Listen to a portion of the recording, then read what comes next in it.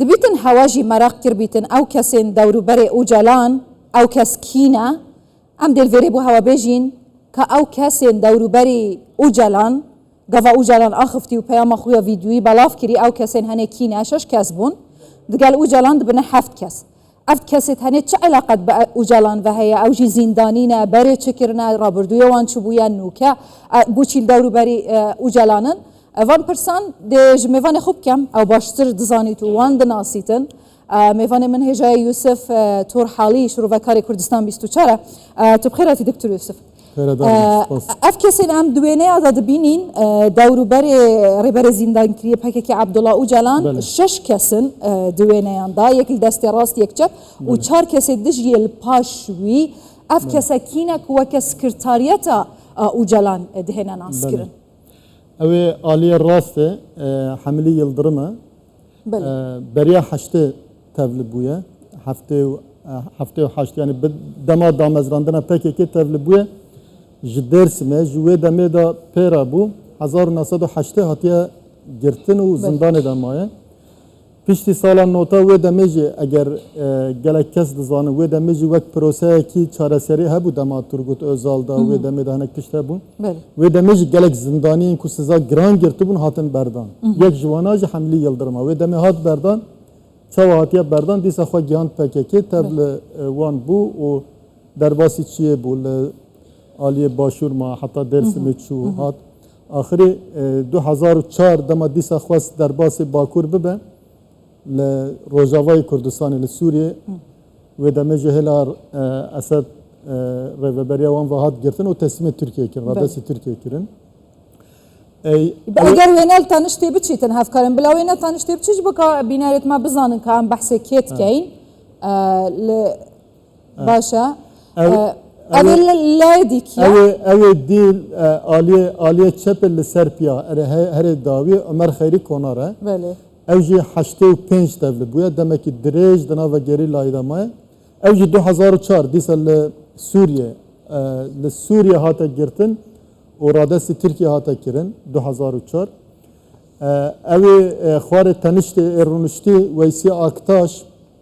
اوجی نوتو 4 سالا نوتو 4 دا دزندانه ده سالا نوتو 4 و دزندانه ده او برادرین دنجی یه لسر پیا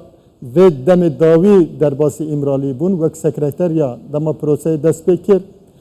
حملی یلدرم عمر خیری کنار ویسی آکتاش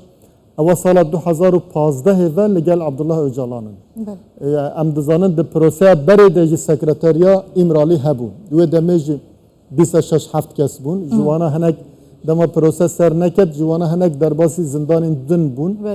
و عبدالله اوجالان لگه 3 کسان ما ویسی آکتاش عمر خیری کنار اف کسین اف جاره ین سکرتاری جرین پروسه بری خود جدانه او 3 کس نه جدانه یه بره نه 3 کس نو هاتنه 3 کس نو هاتنه 3 کس نو هاتنه او هنگ جی او سکرتاریا بره هنگ جوانا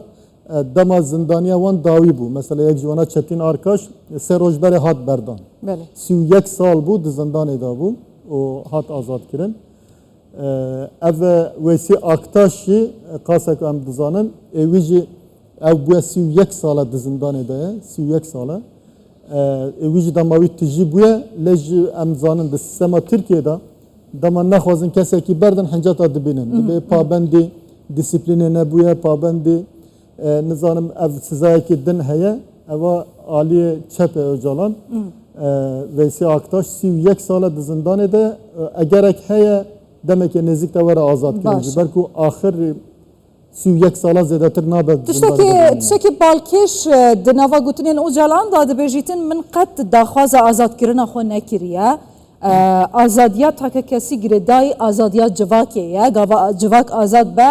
تاگجی آزاد دبا افت چواتیه اوجالان و تشتی برجی دبیجه یعنی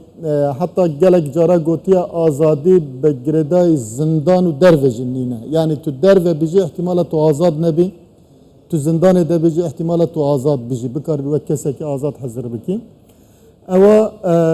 راستیه که جواکه یعنی فکره که واهیه اگر حمود جواک دما نگیشت آرمانجا خواه نگیشت آرمانجا خواه آزادی بردانه کسی که زیده گرینگ نامینه لی او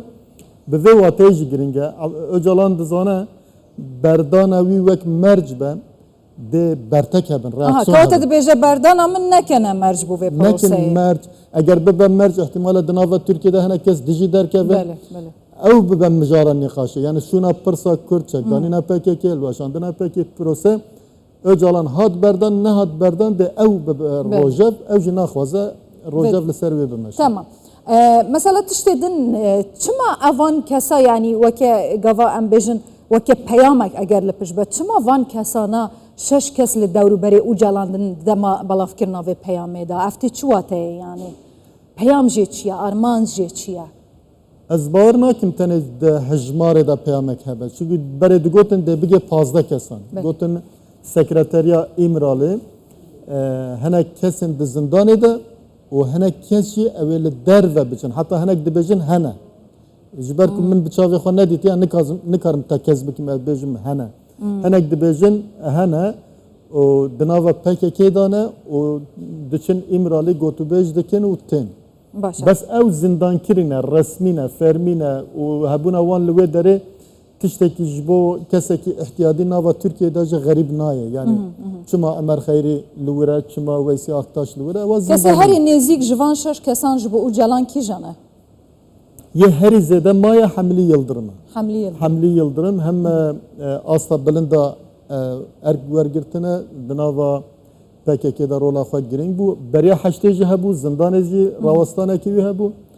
و پشتی نوته چوا درکت زندان دیسا چوچیا بله و حتی 2004 هاد دما هاد گرتن برن ترکیه رادس ترکیه کرن و 2015 چو گروبا یکم بو کو چو جمع اجانا حتی وی دمه اجالان تنه بو لامرالی تنه بو دکتور تشتکی کو اسمراغ دکم هيا مثلا وینه هند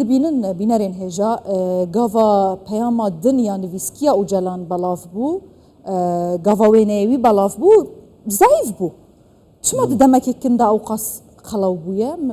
صدم چیه نخوشینه که وی هيا پرزگری که وی تندرستی هيا وال اوا جانا بحث تندرستی خود کرد به ايش من هنا وجريداي تمنجي دمکی دیار بو مسئله ورزشی اوانا هبو نکارم تشتکی تایبت بیجم لی تشتکو لسر رای گشتی بلاف بویا تایبت دربار نخوشی وی دا هم گریدای تمنه وی